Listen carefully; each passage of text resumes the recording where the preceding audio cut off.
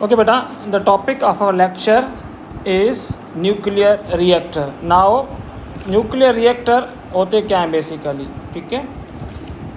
Nuclear reactor, they are used to produce the electrical energy, ठीक है, and also they are used to produce the power for the nuclear power station.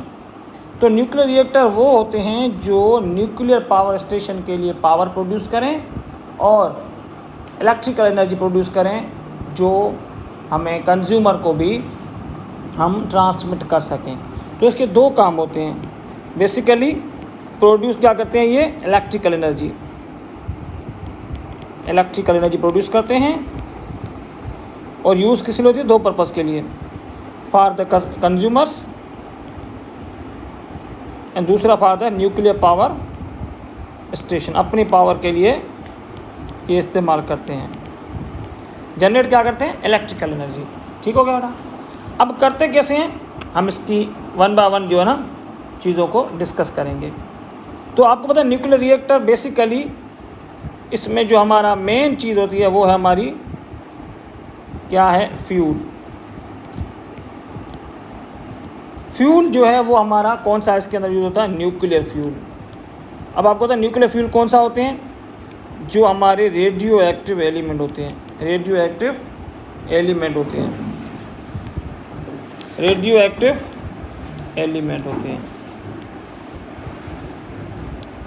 ठीक है. Radio active element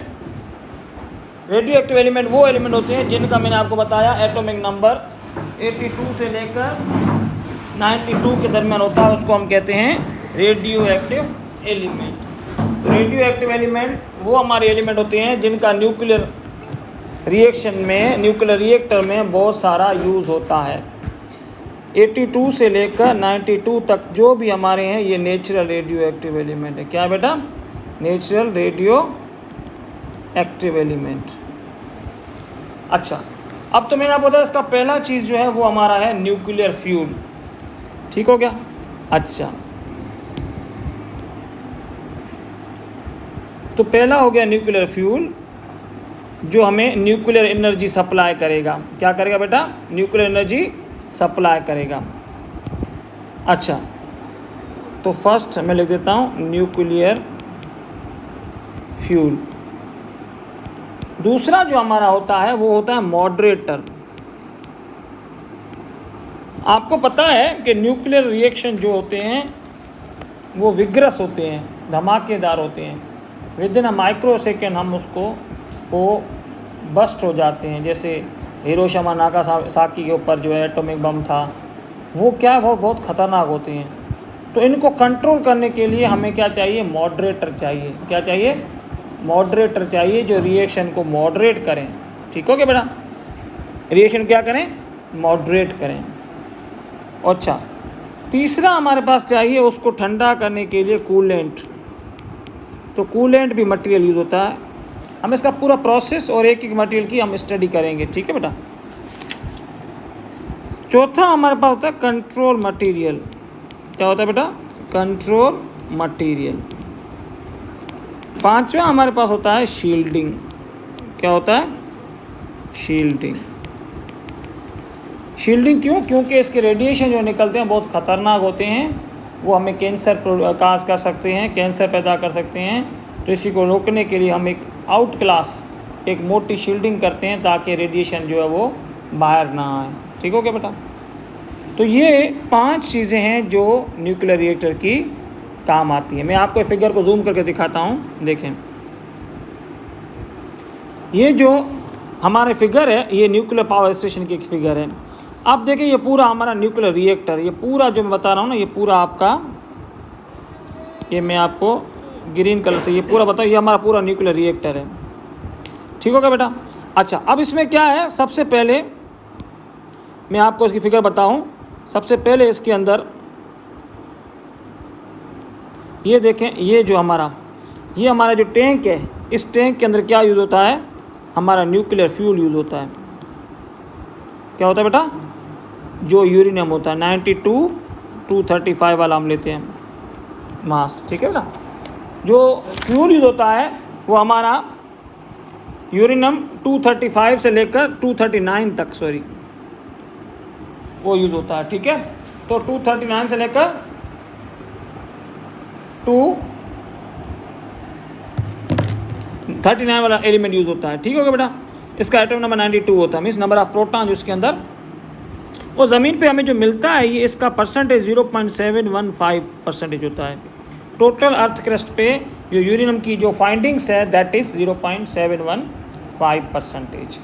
तो ये clear हो गया बेटा। तो इस कोर में हम पहले क्या यूज़ करते हैं, यूरेनियम फ्यूल।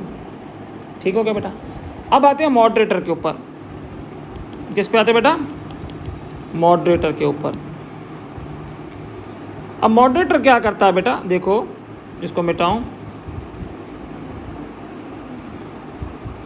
ओके, अब आते हैं मॉडरेटर के ऊपर। मॉडरेटर क्या करता है बेटा, आपका मॉडरेट करता है, किसको मॉडरेट करता है, न्यूक्लियर रिएक्शंस को। इट मॉडरेट न्यूक्लियर रिएक्शन, जो धमाकेदार रिएक्शन होते हैं, तेज़ होते हैं, उसको क्या करता है, ये मॉडरेट करता है, स्लो डाउन करता है।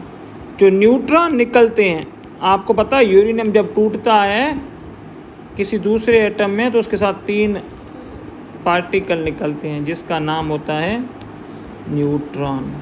तो इन न्यूट्रॉन की स्पीड को स्लो डाउन करता है। क्या करता है, जब न्यूट्रॉन स्लो हो जाएंगे तो रिएक्शन हमारा ऑटोमेटिकली स्लो हो जाएगा, क्योंकि न्यूक्लियस तब तक नहीं टूटेगा जब तक उसको कोई न्यूट्रॉन आके हिट ना करे। जब तक हिट करेगा तो ये टूटेगा। तो अब आप न्यूट्रॉन की स्पीड स्लो कर दोगे तो रिएक्शन आपका फास्ट से मॉडरेट हो जाएगा, स्लो हो जाएगा। तो ये न्यूट्रॉन स्लोइंग वाली रॉड यूज़ होती हैं जो इस रिएक्शन को मॉडरेट करती हैं। अच्छा, या रॉड आप यूज़ करें या आप हैवी वाटर यूज़ करें, वो भी स्पीड को क्या करता है, हैवी वाटर D2O, ये भी यूज़ होता है एज अ मॉडरेटर। आपका ग्रेफाइट भी यूज़ होता है, वो भी क्या काम करता है, रिएक्शन को स्लो डाउन करता है। तो सारे के सारे यूज़ होते हैं बेटा आपके एज अ मॉडरेटर। आई बात समझ में बेटा। ओके, अब इसको मिटा देते हैं। नेक्स्ट जो मैंने आपको बताया था, मॉडरेटर के बाद हम क्या यूज़ करते हैं बच्चे, आपका कूलेंट। कूलेंट क्या करता है, जो न्यूक्लियर एनर्जी की वजह से, क्योंकि ये भी किसी टैंक वगैरह में हो रहा होगा तो ये गर्म हो जाता है। इतनी ज़्यादा गर्मी की वजह से उसका जो जिस डिवाइस में आप काम कर रहे हो वो मेल्ट भी हो सकता है। तो उसको मेल्टिंग से बचाने के लिए, उसकी हीट एब्जॉर्ब करने के लिए हम क्या लगाते हैं बेटा, कूलेंट। कूलेंट क्या करता है, हीट एब्जॉर्ब करता है। अल्फा से पता चला कूलेंट मीन्स ठंडा करने वाला। ये क्या करता है, ठंडा करता है। कौन ठंडा करता है इसके अंदर, the material usually circulated through the core the order of absorb heat and transfer to the outside. ठीक है, वो मटेरियल जो, अब इसमें पानी यूज़ करो, कोई दूसरी चीज़ यूज़ करो, कुछ भी आप कर सकते हो, जो इसकी हीट को एब्जॉर्ब करता है। हीट को क्या करता है बेटा, एब्जॉर्ब करके सारी जो न्यूक्लियर की एक्स्ट्रा एनर्जी है उसको ठंडा करता है। उसको एनर्जी को एब्जॉर्ब करके पीछे हमारा रिएक्टर जो है वो ठंडा हो जाता है। अच्छा, ये जो आप मटेरियल डालते हो वो आपकी केमिकल रिएक्शन के ऊपर कोई फ़र्क नहीं करता। ऐसा नहीं मटेरियल डालने से आपका केमिकल रिएक्शन ख़राब हो जाए, न्यूक्लियर में धमाके रुक जाएं, या न्यूक्लियर के अंदर जो है अपना डॉटर न्यूक्लियर बनते हैं वो प्रोसेस रुक जाए, वो किसी के ऊपर फ़र्क नहीं करेगा। ये सिर्फ उस मटेरियल को ठंडा करेगा। ठीक हो बेटा। अच्छा, उसके अलावा इसका वेपर प्रेशर लो होता है, थोड़ी एनर्जी मिली ये एवापोरेट हो जाएगा, वेपर प्रेशर लो होता है। ठीक हो गया, मतलब ज़्यादा से ज़्यादा ये, जैसे घी आपने डाल दिया, तो घी आपने डाल दिया ना तो क्या करेगा, घी क्या करेगा, उसकी जो हीट होगी उसको खुद अपने आप एब्जॉर्ब कर लेगा। अच्छा, तो इसमें घी यूज़ होता नहीं है, मैं आगे जस्ट एग्जांपल दे रहा हूँ आपको, इस तरीके से आप उसको यूज़ कर सकती हैं। ठीक हो गया बेटा। अच्छा, उसके अलावा water, heavy water, liquid material such as sodium और सोडियम पोटेशियम एलॉय, आप इसमें सोडियम लिक्विड, पोटेशियम लिक्विड भी यूज़ कर सकते हैं, हैवी वाटर भी यूज़ करते हैं, एज अ कूलेंट आप इस्तेमाल कर सकते हैं। ठीक हो गया बेटा। उसके बाद आता है नेक्स्ट हमारा कंट्रोल मटेरियल। क्या आता है बेटा, सॉरी, नेक्स्ट हमारा आता है कंट्रोल मटेरियल। कंट्रोल मटेरियल बेटा क्या करता है, आपका रिएक्शन को कंट्रोल करता है, क्योंकि आपको पता है ये with in a micro second ये आपके वेरी फास्ट रिएक्शन है, इनकी एक्टिवेशन एनर्जी बहुत लो होती है, इसीलिए इसका जो रिएक्शन टाइम है वो बहुत कम है। माइक्रो सेकेंड 1 सेकेंड में पूरा समझो कि उड़ा देगा बिल्कुल। तो बहुत ख़तरनाक रिएक्शन होते हैं। तो ये बिल्कुल शहर से बाहर के इसके जो न्यूक्लियर पावर प्लांट होते हैं ना, वो शहर से बाहर रखे जाते हैं ताकि कोई इसके ऊपर अटैक वगैरह जो है क्या कहते हैं रेडिएशन जो है ना वो अटैक वगैरह ना कर सकें। तो इसीलिए जो ये न्यूक्लियर हैं अपना क्या नाम है स्टेशंस आउट ऑफ सिटी होती हैं। ठीक हो गया बेटा। अब आते हैं इसका कंट्रोल मटेरियल। इसका जो कंट्रोल मटेरियल है न्यूक्लियर रिएक्टर का बेटा, वो क्या होती हैं आपकी neutron absorbing rods. Neutron absorbing, जो फालतू न्यूट्रॉन होते हैं, जो यूजलेस न्यूट्रॉन होते हैं, जो किसी काम के नहीं होते, या एक्स्ट्रा न्यूक्लियर जो न्यूट्रॉन होते हैं उसको क्या करता है, ये एब्जॉर्ब करता है। न्यूट्रॉन इसमें कौन से होते हैं, बोरान होता है, कैडमियम रॉड्स होती हैं, ये क्या करती हैं न्यूट्रॉन को एब्जॉर्ब करती हैं। ठीक हो गया बेटा। अच्छा, कैडमियम इसमें 5%, इंडियम भी यूज़ होता है वो 15%। मतलब ये एलॉय की एक कैटेगरी है, जितना आप रखना चाहो वो रिएक्शन के हिसाब से सेट होता है, तो वो उसको क्या करते हैं एब्जॉर्ब करते हैं। ठीक हो गया बेटा।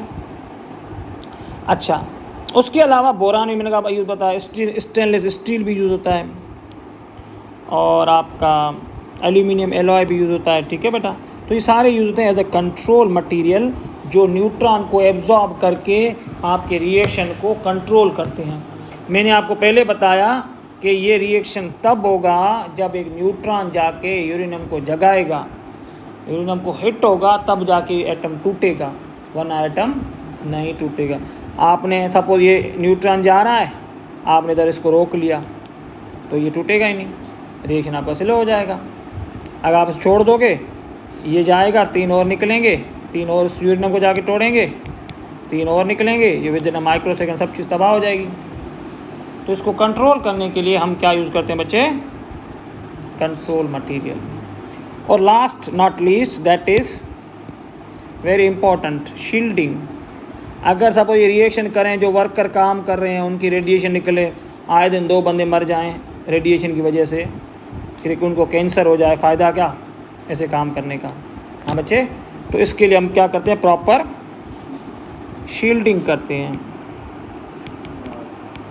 तो शील्डिंग के क्या होता है इस रिएक्टर, देखो मैं बिगर को दोबारा जूम कर देता हूँ, 1 मिनट। ये देखिए बेटा, अब इस पूरे को यहाँ से यहाँ तक शील्ड करते हैं, मोटी कंक्रीट की वॉल लगाते हैं ताकि रेडिएशन बाहर ना जाए।